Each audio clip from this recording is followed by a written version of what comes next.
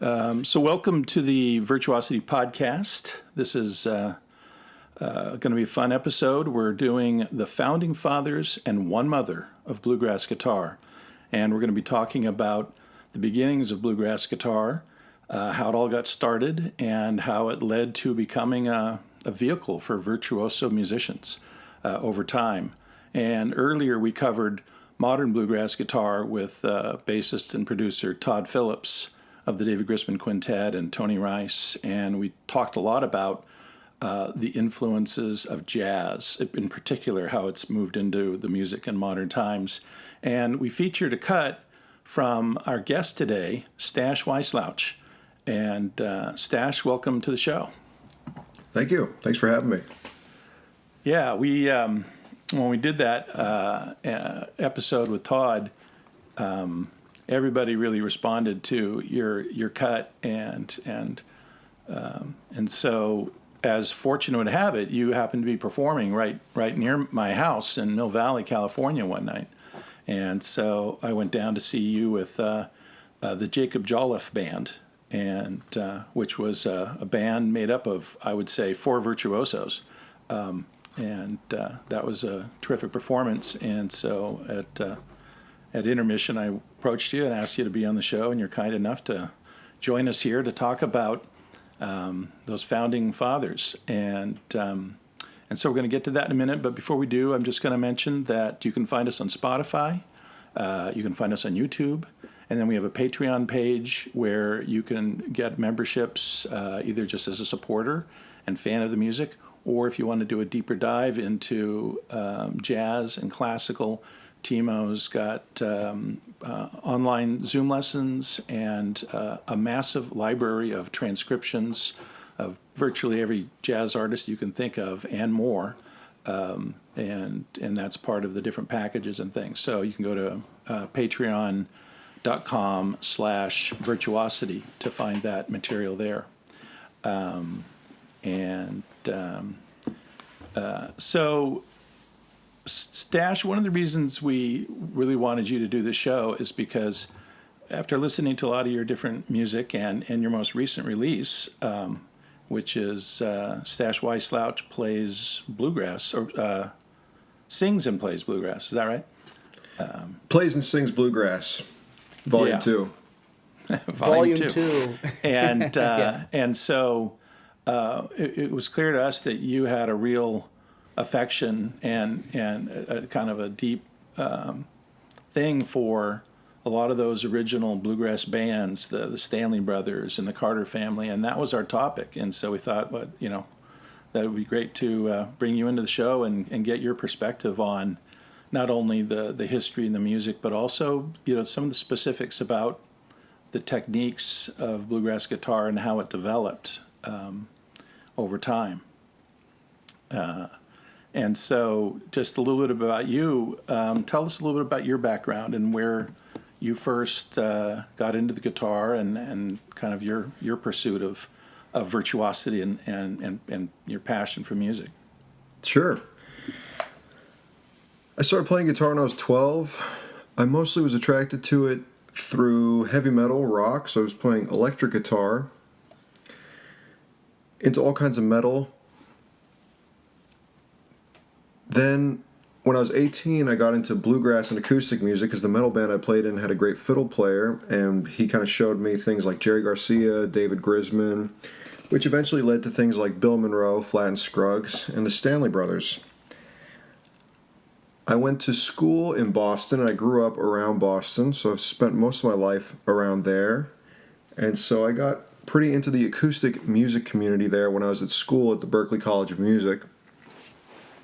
And then after graduating, my career has been in the bluegrass circuit. So I've played with bands like Deadly Gentlemen, which is kind of a more progressive bluegrass band. Molsky's Mountain Drifters, an old-time trio with banjo, fiddle, Bruce Molsky.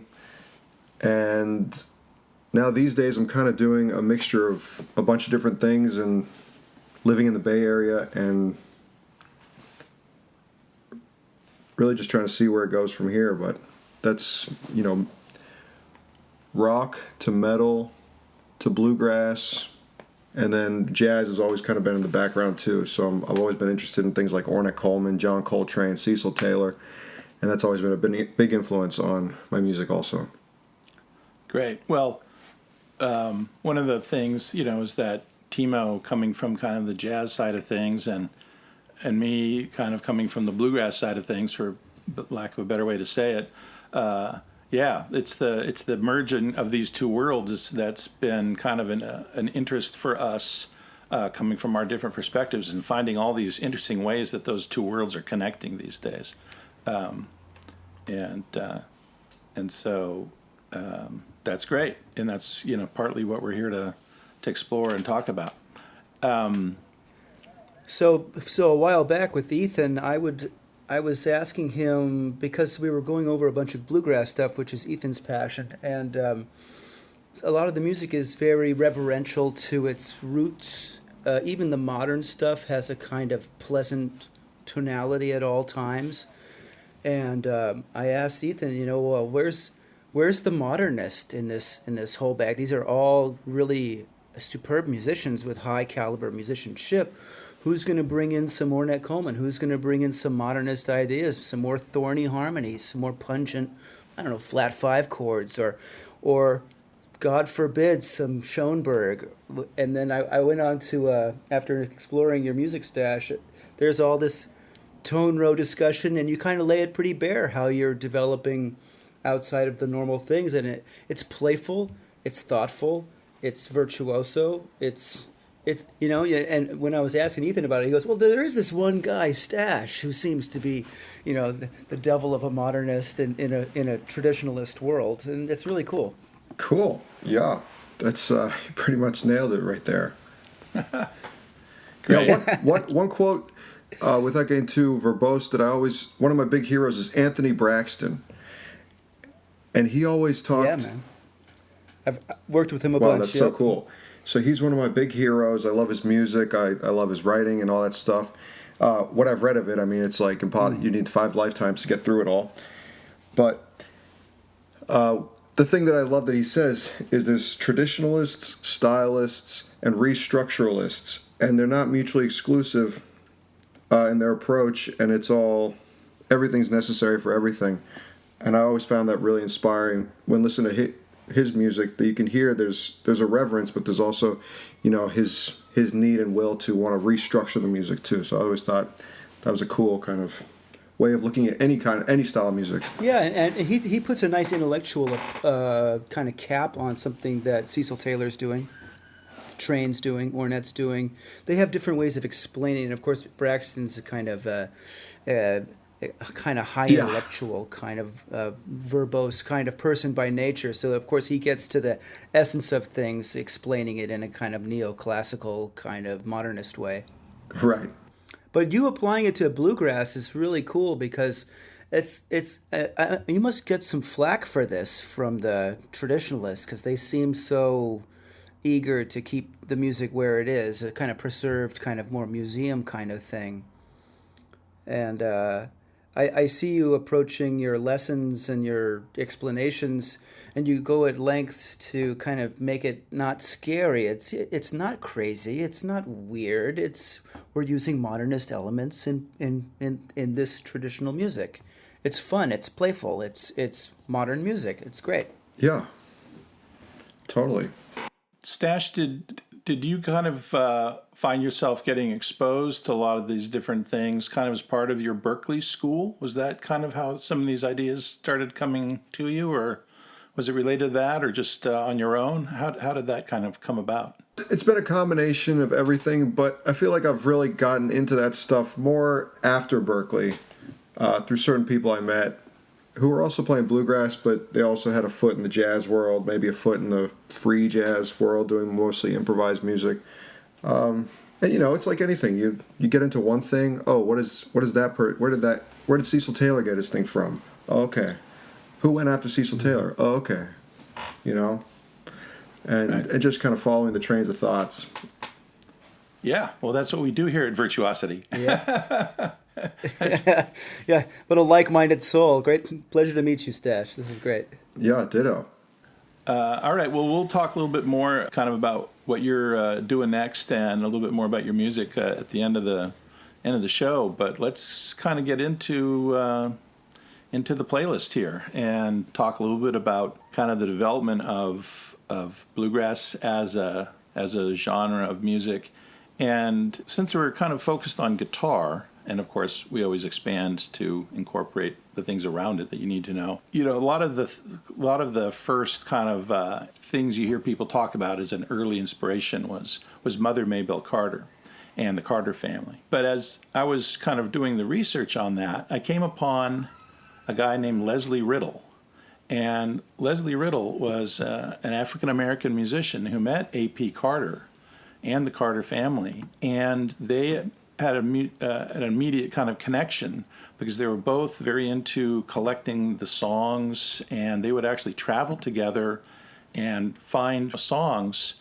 And Lesley was an extremely talented musician on a couple different instruments, and he would memorize the music that they were hearing out on the road because they didn't have tape recorders back then. And A.B. Carter would do the lyrics and write down the lyrics. And this was kind of the teamwork that developed a lot of the early material for the Carter family. And then his guitar techniques he taught to Mother Maybelle and the other musicians around that time. So I thought it was kind of interesting that in the very earliest kind of country folk things, there's this connection with a direct connection with the African Americans musicians of the time, a little bit like Bill Monroe. And Hank Williams, right? Yeah. And so, you know, the birth of the music is this very strong connection between African American blues and gospel music and church music, and then the Eastern or the European side of things kind of connecting and starting to develop this new way of making music. And so our first cut is going to be Lesley Riddle. And one other thing about him is that because of the segregation at the time, he couldn't perform with the family. And so he was always kind of behind the scenes and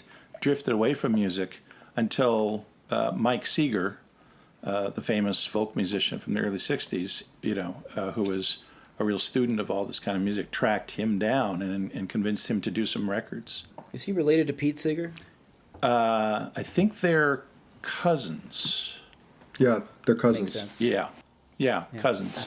And also, it was Mike Seeger's family that overheard their black nanny singing one day, and turned out she played the guitar, and that was Elizabeth Cotton. Oh, my God. So an incredible story there that we'll get into in a later episode. But anyway, so he was really into digging up these original sources and getting them recorded before they passed away or got too old. And so that's where this first recording comes from. And it's a song, I Know What It Means to Be Lonesome. And you'll hear Lesley Riddle.